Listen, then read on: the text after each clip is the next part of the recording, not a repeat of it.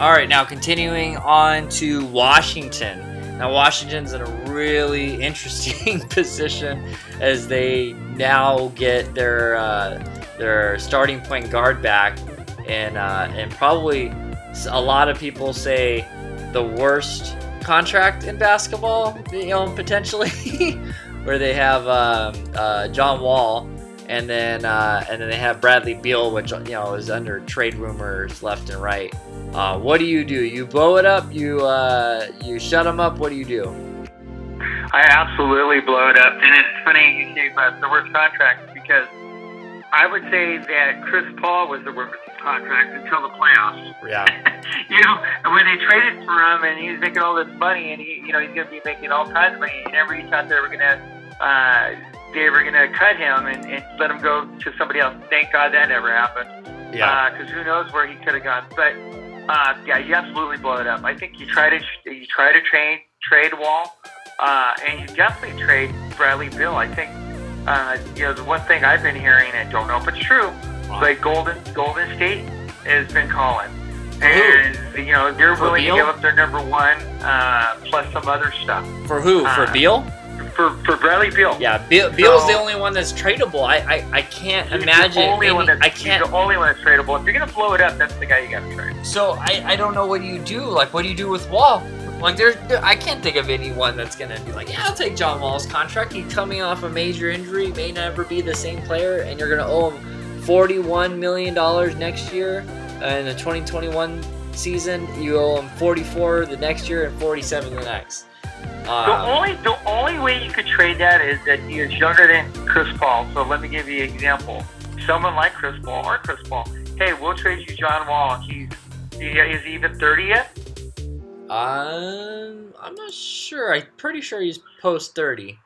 Okay, I don't know how old he is, but I'm thinking he's at 30 or just below 30. He was born September 6th, 1990. So he's 30 in a couple days. Okay, so okay, well that's at least good. He's on the barely on that end. If you could, and I'm not saying to do it, but if you could find someone like a Chris Paul that's got a gigantic contract that they want to get out of too, and Wall's younger, that's the only way they're going to be able to get rid of Wall. Do they cut him and just stretch him out? Possibly.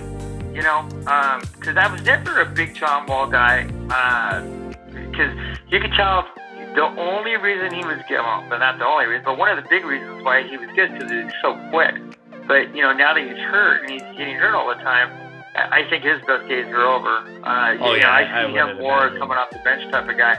So that's one thing they would have to do. They'd either have to stretch him out or find a colossal contract. There's no way I stretch him out. There's no way I stretch him out. I've seen what that's done to so many teams in stretching out contracts. I mean, they even made it difficult with Luol Deng's contract. Right. And I believe this coming season, it's either this is the first season or next season will be the first season that Joe Smith, Joe Smith, I believe, the power forward from Detroit when they signed him. Oh wow! Yeah, this will be the first season he's off the books. So I mean, it took and he hasn't been on that team for like 6 years. So it finally took them, to either this season was the first season or this coming season is the first season. But yeah, I mean, if you're talking like what you're saying with like a Chris Paul. So you're John Wall makes about $41 million next year. So you're gonna have to make a salary for salary. You're honestly gonna have to at least get 2 contracts because next year Stephen Curry's the highest paid player at $43 million.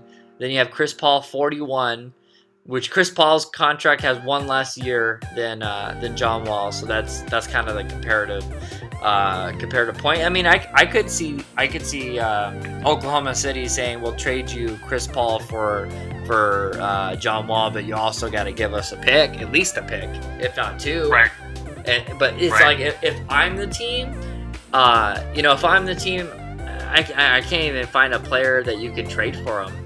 I mean, maybe Mike Conley. You might be able to trade Mike Conley and trade him to the Jazz for Mike Conley and another player.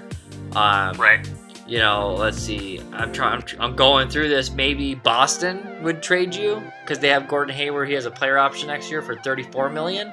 So maybe him and on one other contract. I mean, because if you're Boston, that's probably a lot better than what you got, and it would help you because you have way too many small forwards. I mean, that's all I'm finding, because after that, I mean, it's all these players that are making this money they're at least worth that money. Maybe well, no, because even I was gonna say the Cavs, they have DeAndre Drummond, but I mean, I think they want him. They traded it for him. Maybe the Bulls, they have Otto Porter, makes $28 million, but then again, you got to find another contract to to make it work. There's always even though he's gone, there's always the Sacramento Kings. They can trade Harrison Barnes and Corey Joseph straight up for Wall. But then why would they want Wall other than he's a name? And they already got De'Aaron Fox. But like you say, maybe play 2 point guards. Maybe that's where the league's going. Yeah. What about the Hornets? Would the Hornets, because I mean, they're not doing anything right now, would they be better off?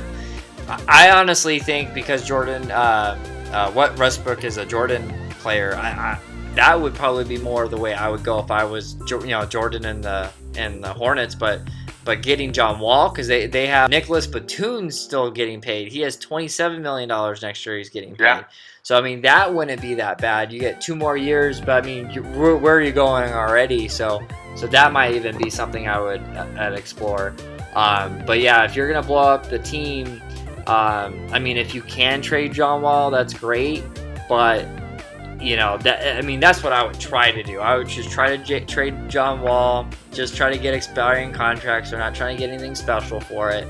Honestly, Bradley Beal, I would try to trade him too, but actually try to get something for him. Like I would have, if I was the Wizards, I have no problem. You want him, Warriors? I'll take what you got. But the only problem is I really wouldn't want Wiggins in a trade back. So that would be the hard part. I wouldn't want Wiggins back either. But I think that's what they're offering. And you got to get out of that Wall contract. There's no doubt about it. And you got to trade Bradley Beal. You have to restart. I mean, I'm looking at this roster, and it's a bunch of young guys. The kid from Gonzaga, the Chinese kid. He's the only kid that I see that's got the Mo Wagner. I mean, they are not that talented outside John Wall and Bradley Beal. I mean, they are really bad. So they definitely need to break it up. Thank you for watching Beyond the Arc. I'm your host, Kevin, and I'll catch you on the next one.